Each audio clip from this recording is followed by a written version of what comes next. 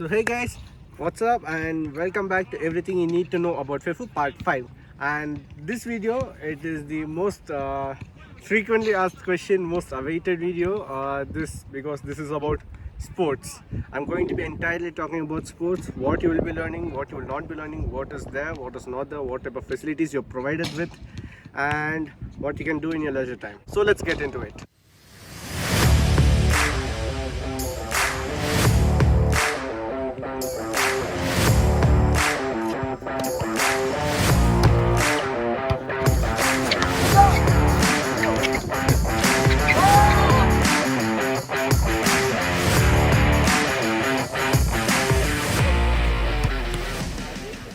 Fun fact, if you already didn't know, we have PT classes in our curriculum, and that means you will be having 2 classes a week for 6 semesters. That means from the first year till the moment you finish your 3rd year. And since this is in our curriculum, this will be treated as a subject, and this subject ends with a Zachot exam, that is a pass or fail exam. The place where PT classes are held are totally dependent on the seasons. That means by autumn or by mid spring or the start of spring, you will be having a PT classes in outdoor places, and during the entire winter all the PT classes will be in S building or in other indoor halls.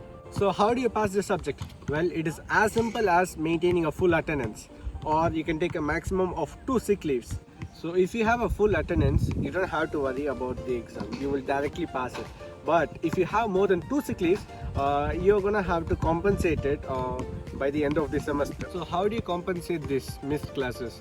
Well, you have 2 ways. Either you can, if you miss it today or in the morning, you can compensate it on the same day, or you can compensate it some other day with some other group with the permission of your teacher, or else you can always compensate your missed classes in the end of the semester. Since this is a Zachot subject, these exams will be finishing 2 weeks earlier than the main exams.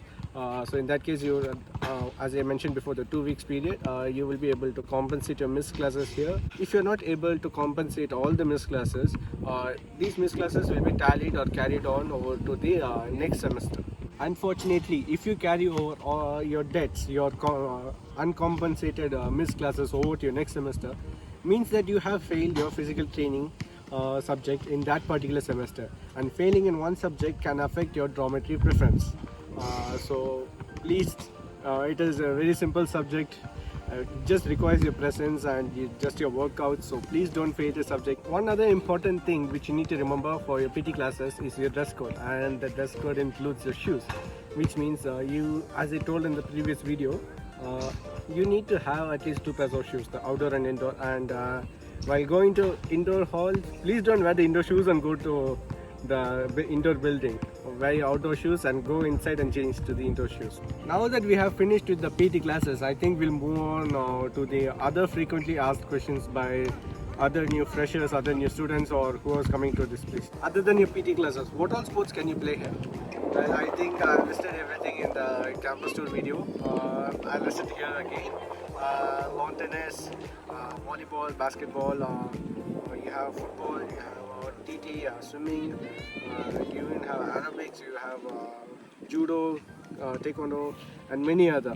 The outdoor courts are always free. You can come here anytime and play with respect to the weather, obviously, because once it gets cold, nobody's going to come here and play. Obviously, you're not going to come and play in that really cold weather, so you will be shifting to the indoor stadium. But when you come to the indoor stadium, we have time regulations over there. So the time regulations include with the instructor and without the instructor, and also you have to book your course before you go there. So if you are booking your course over there, you have to attend there every single week, and even if you miss 1 week, your booking will be cancelled.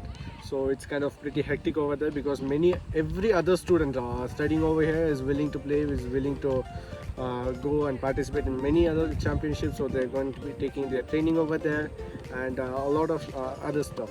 And with the tutor, there are prices which you will be needing to pay. For instance, if you take swimming, there's 2 booking options over there. One is without tutor, one is with tutor.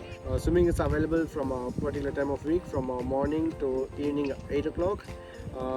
Without tutor, it is around 160 per 160 rubles per hour, and with tutor it's around 200 or 250 per hour.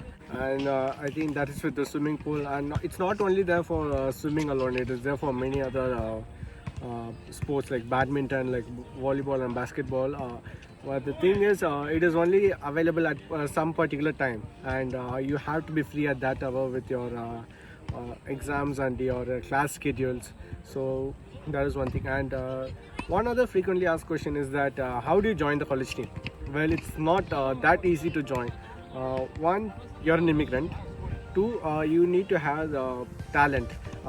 You need to have that particular talent which they will be able to recognize in you, and you need to show off your talent over here. You're gonna have to approach them when they are playing. You're gonna play with them.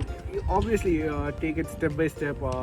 If the coach recognizes that you have talent and you can represent the university, maybe then there is an open slot for you there. If you're training in a different sport and you're being trained by a different tutor, you can let your PT teacher know that, and if you're lucky enough, you can get all your PT classes compensated, given proof that you were training in campus or somewhere else. And I'm telling you again, it's totally dependent on your PT teacher whether he or she agrees to it. So this is still an option for you guys.